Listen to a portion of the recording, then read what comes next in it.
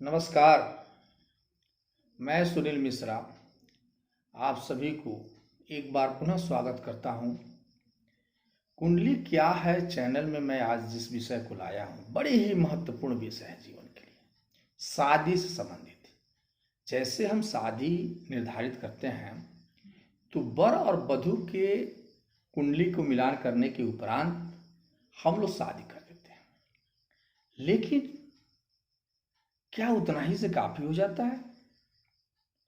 इसी पर क्या जो सूर्य देव हमारी आत्मा है, हमारी नेत्र हैं, जिनको जो सर्वव्यापी ग्रहों में से एक कल्याणकारी ग्रह माने गए हैं, चक्षु सूर्यो जायते जिनको कहा गया, यानी जो नेत्र हैं व्यक्ति के, जो पिता के कारक हैं, ग्रहों में राजा हैं, क्या उनकी महत्ता इस शादी में नहीं है?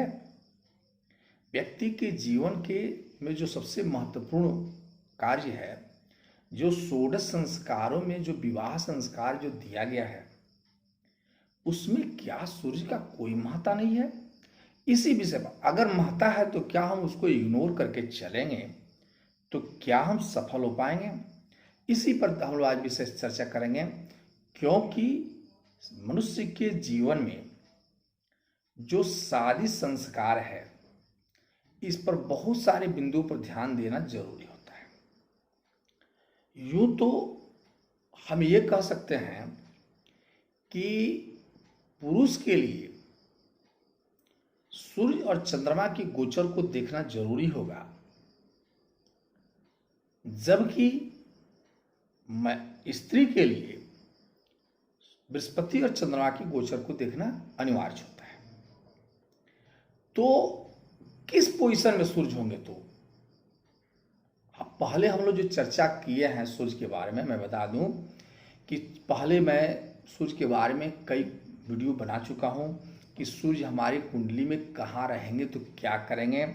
सूर्य मेष राशि में 10 डिग्री तक उच्च के होते हैं, तुला राशि में 10 डिग्री तक नीच के होते हैं, सिंह राशि उनका अपना त्रिकोण राशि होता है जिसमें 0 से 10 डिग्री तक उनका महत्वपूर्ण अंग है। सूर्य देव जो है हमारे सबसे महत्वपूर्ण है, क्योंकि ये पिता के कारक भी हैं, शरीर के कारक हैं, पेट के कारक हैं, चेहरे के कारक हैं, रक्तचाप के कारक होते हैं, गंजापन के कारक होते हैं और राजा के कारक होते हैं। और इतना ही नहीं, राज से संबंधित कार्यों के लिए भी सूर्यदेव को माना गया। बीमारी की जहाँ देखी जाए तो सूर्यदेव सिर दर्द के, बुखार के, नेत्र के, ये मधुमेह के, इस सभी बीमारियों के कारक सूर्यदेव को माना गया है। सूर्यदेव के 2 अयन हैं। महत्वपूर्ण चीज मैं बता रहा हूँ, क्योंकि पहले जो बातें बता चुका हूँ, अगर उसको बारे में बहुत डिटेल जाननी है कि सूर्य की महत्ता क्या है, सूर्य हमारे किस घर में रहेंगे तो क्या करेंगे, किस राशि के साथ हैं तो क्या लाभ होने वाली है, तो इसके लिए हमारे आप प्रीवियस वीडियो कुंडली क्या है चैनल पर जाइए और जा करके मेरे पूर्व के वीडियो को देखें, आपको सब कुछ मिल जाए। आज जो विषय है शादी संबंध के समय में सूर्य की महत्व क्या है, इस विषय पर हम लोग आवे। मित्रों, हम लोग मुख्य सब्जेक्ट पर आने से पहले आपसे एक आग्रह है कि आप मेरे इस वीडियो को अगर पसंद आवे तो इसे सब्सक्राइब जरूर करें, लाइक भी करें और लोगों को शेयर करें, ताकि ज़्यादा से ज़्यादा लोग लाभ उठा सके। मैं अपने चैनल के माध्यम से हर व्यक्ति को एस्ट्रोलॉजी के बारे में जानने का, ज्ञान देने का प्रयास करता हूं। अगर आप एस्ट्रोलॉजी सीखना चाहते हैं तो मेरे चैनल पे जा करके मेरे शुरू के कम से कम 20 वीडियो देखेंगे तो आपको एस्ट्रोलॉजी समझ में आ जाएगी। मैं गारंटी के साथ कहता हूँ कि 20 वीडियो देखने के बाद एस्ट्रोलॉजी की बेसिक जानकारी तो आपको हो ही जाएगी। अब आते हैं हम लोग सूर्य के 2 अयन, एक उत्तरायण होता है, दूसरा दक्षिणायन। यानी सूर्य जब भूमध्य रेखा से दक्षिण क्षेत्र में, यानी मकर जो होता है, मकर वृत्त की तरफ जब आप बढ़ते हैं तो दक्षिणायन उनको कहा गया है। ये अच्छा नहीं माना गया है हमारे शास्त्रों के अनुसार, क्योंकि उस समय सूर्य हमारे नज़दीक नहीं रह पाते हैं, जिसके चलते उनकी प्रभाव की कमी हो जाती है। दूसरा होता है उदयन, जब सूर्य भूमध्य रेखा से उत्तर की तरफ कर्क वृत्त पर आते हैं, तो ये 6-6 महीना का होता है। इसलिए 6 महीना जो है उत्तरायण में क्षेत्र में और 6 महीना दक्षिणायन सूर्य देव रहते हैं। तो जो उत्तरायण होता है ये शुभ कारक होता है। यानी मकर राशि से जैसे ही प्रवेश करते हैं ये दूसरी राशि में, तो उस समय से शुभ कार्य का प्रारंभ होता है। अब आते हैं हम लोग कि मैं ये भी पहले बता चुका हूं कि सूर्य को अष्टम द्वादश की दोष नहीं लगते हैं। फिर भी यह बहुत बड़ा विषय है। सूर्य का एक विषय बहुत बड़ी है जिस पर मैं 4-5 वीडियो पहले से बना चुका हूँ। मुख्य रूप से हम लोग आ गए हैं कि सूर्य देव हमारे क्या क्या कर सकते हैं हमारी लाइफ में।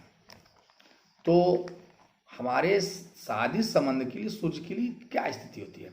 एक तो युद्ध जाने कि 12 राशियां हैं और जो सूर्य देव हैं ये हर राशियों से या तो गुजरते हैं।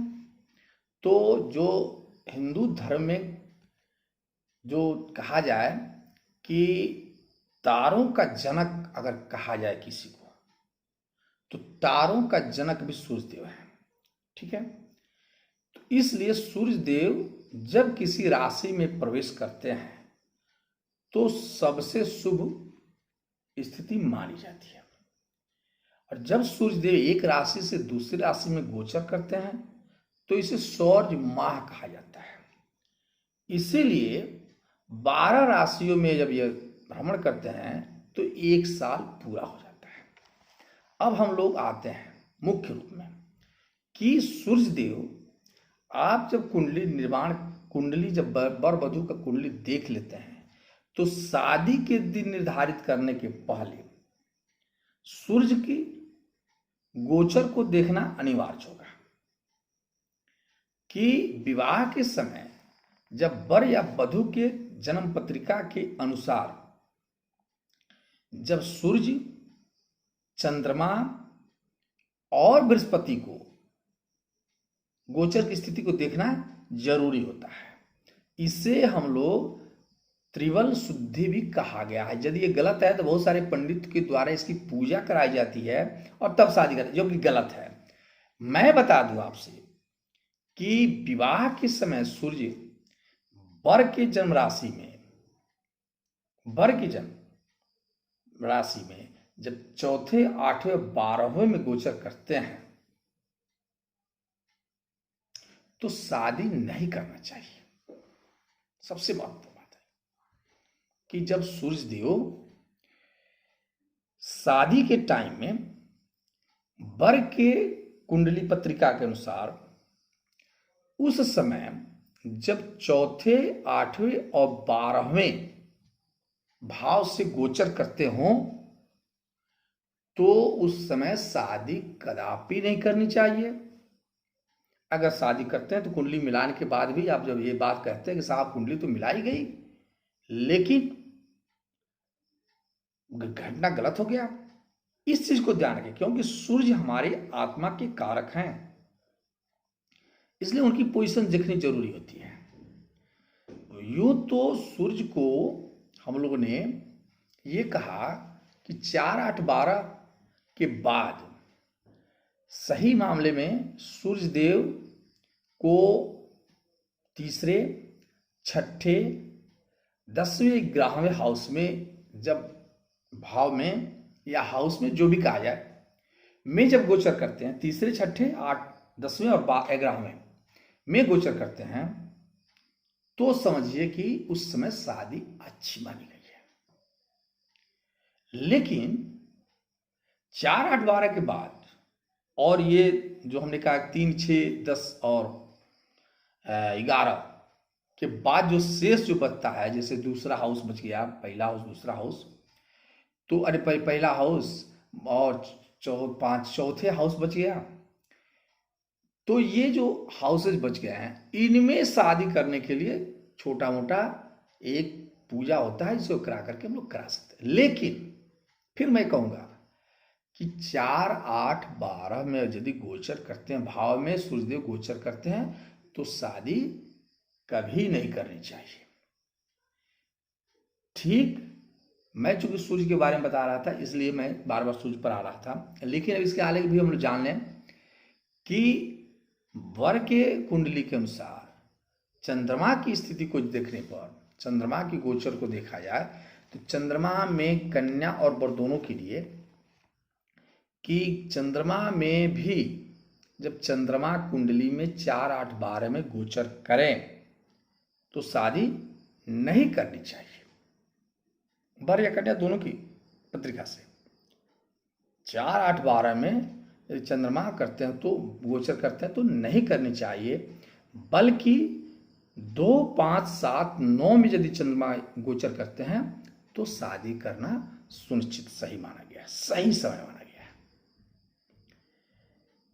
बृहस्पति चूंकि स्त्री के लिए बनाया, कन्या की कुंडली जब देखेंगे तो बृहस्पति को देखेंगे, तब वहां सूर्य को नहीं देखेंगे, क्योंकि सूर्य पुरुष के पिता के कारक है पुरुष कुंडली में, और चंद्रमा में और स्त्री की कुंडली में सूर्य को पति के कारक माना गया है। तो अब यहाँ हम बृहस्पति के बारे में देखेंगे कि कन्या की राशि में बृहस्पति भी जब 4, 8, 12 में गोचर कर रहे हैं तो शादी नहीं करते हैं। गुरुदेव जब 4, 8, 12 में गोचर करेंगे तो शादी नहीं करते हैं, बल्कि 2, 5, 7 में जब गोचर करेंगे तो शादी बिना सोचे समझे की जा सकती है। सूर्यदेव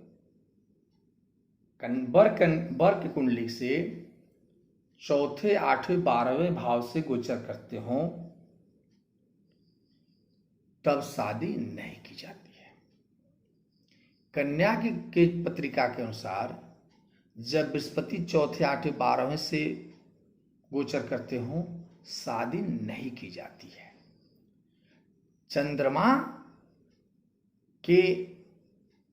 चंद्रमा जो है वो वर या कन्या दोनों की कुंडली में 4, 8, 12 में गोचर करते हैं तो शादी नहीं करते हैं, अन्यथा सारी कुंडली मिलान के बावजूद ये शादी सफल नहीं होती है, परेशानियां निरंतर बढ़ती है, चाहे जितना पूजा करा ले। तो आज हम लोगों ने मैं एक छोटा सा ये सब्जेक्ट था और इस सब्जेक्ट को हम आपके सामने लाया, जबकि जीवन के लिए सबसे महत्वपूर्ण विषय है, इसलिए मुझे इसको लाना पड़ा।